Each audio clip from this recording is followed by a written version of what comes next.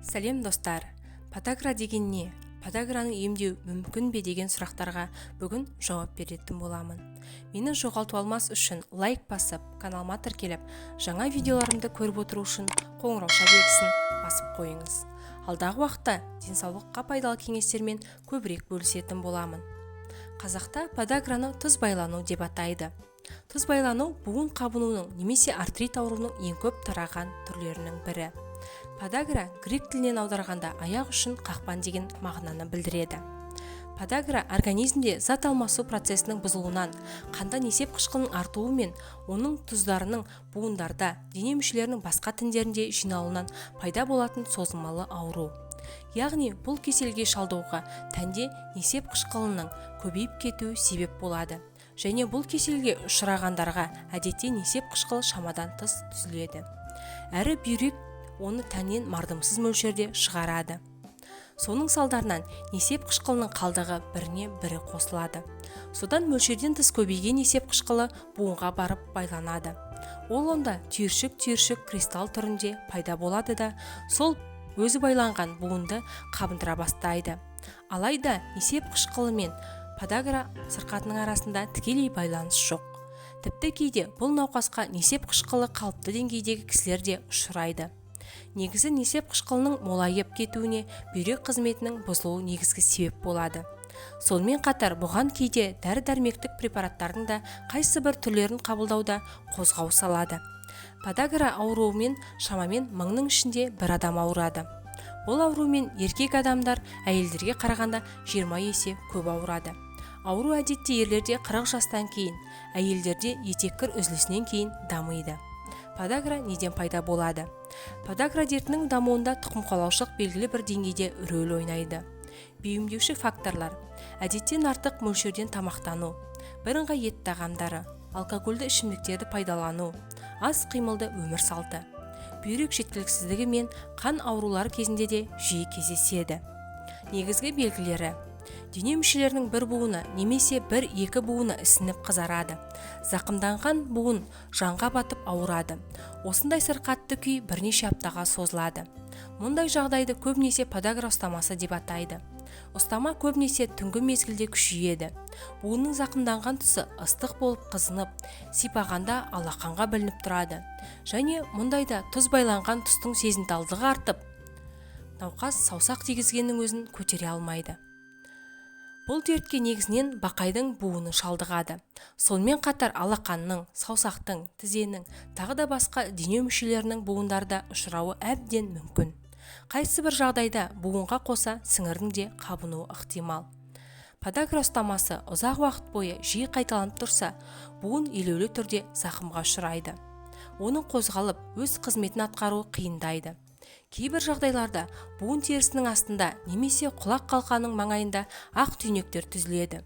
Бұл түйнектер несеп қышқылының жинақталып қалған кристалдар болып табылады.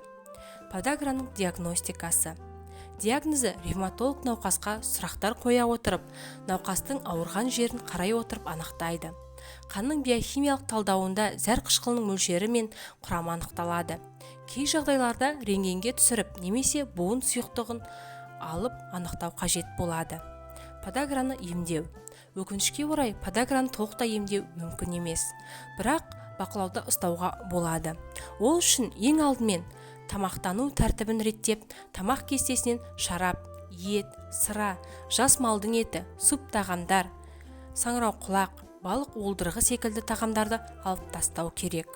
Қабынуға қарсы дәрілік препараттар мен зәр қышқылының мөлшерін реттейтін дәрілер тағайындалады. Сонымен бірге физиотерапия да жақсы көмектеседі. Қажет жағдайда хирургиялық ем де қолданылады. Егер де жоғарыда айтылған осы белгілер байқалса, тез арада дәрігерге қаралу қажет. Ол кеселіңізді әртүрлі жолмен зерттеп, дертіңізге нақтама қояды. Дәрігерге неғұрлым уақыт өткізбей уақытында қаралсаңыз, ем де соғұрлым пайдалы болады. Ем дұрыс тағайындалған жағдайда подагра асқынуының беті 1-2 күннің ішінде қайтады. Сонымен қатар бұл дертке шалдыққаныңыз анықталған бойда дәрігердің барлық белгілеген ем-домдық шараларын мұқият орындау қажет. Тұз байлану кеселіне шалдыққан кезде суды көп мөлшерде ішуге тиіссіз. Әсіресе көк шай ішкен өте пайдалы. мынадай тағам түрлерінен тұтынуға болмайды. Құрамында пурины мол тағамдарды ішіп жеуден бас тартқан абзал. Бұл әсіресе аурудың асқыну кезеңде айрықша маңызды. Пурины мол тағамдарға мыналар жатады: малдың жүрегі, бүйрегі, бауыры мен миы және басқа мүшелері, балықтың майлы түрлері, сонымен қатар тұздалған, қуырылған балық тағамдары, ащы және тұзды ірімшіктер, мал еті және малдың еті қосылған тағам түрлері, құстың, балықтың етінен және саңырауқұлақтан дайындалған сорпалар, қақталған ет тағамдары, жай бұршақ, үлкен бұршақ, соя секілді бұршақ тұқымдас дәнді дақылдар. Спиртті ішімдіктер. Алкогольді ішімдіктерді ішу денедегі несеп қышқылын одан әрі көбейтеді және бүйректің оны сыртқа шығаруын қиындатады. Сақтану жолдары. Подагра ұстамасы кезінде зақымданған, қызарып, ісініп тұрған буындарға күтімді күшейтуге тиіссіз. Ондай жағдайда үстіңіздегі киім мен аяқтағы аяқ киімнің қажауын болдырмауыңыз қажет.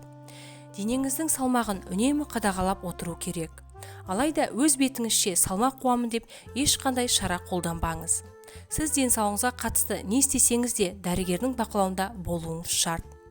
Салмақты шамадан тыс қуу, тұз байлану кеселін одан әрі асқындыру да мүмкін. Пайдаланғыңыз келген дәрі-дәрмектің де бәрін дәрігерге көрсетіңіз. Оның мақұлдауымен, ұсынуымен ғана қабылдаңыз. Дәрігер қанға сараптама жасау және денедегі несеп қышқылының мөлшерін анықтау, басқа да қосымша әртүрлі зерттеулер арқылы науқастың дертін нақты анықтай алады. Подагра ауруы ұзаққа созылған кезде буынға рентгендік зерттеу жасалады.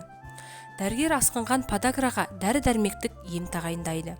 Сонымен қатар науқасқа ол ем-домдық шаралар мен қозғалыс белсенділігін арттыратын дене жаттығу жөнінен ұсыныстар, кеңестер береді.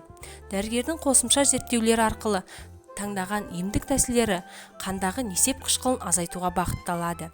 Бұл ретте подаграның асқынуы кезіндегі ем-домның денедегі несеп қышқылының мөлшерін кемитетін есте ұстаған жөн. Естеріңізде болсын, подагра жұқпалы да болуы мүмкін. Егер де оған туған-туысқанның бірі шалдыққан болса, ол адам қатер тобына жатады.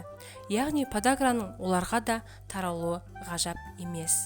Қазақша каналдың дамуына үлес қосып, лайк басып, комментарий жазып, видео соңына дейін қарап, жақындарыңызбен бөлісе отырыңыздар. Назарларыңызға үлкен рахмет.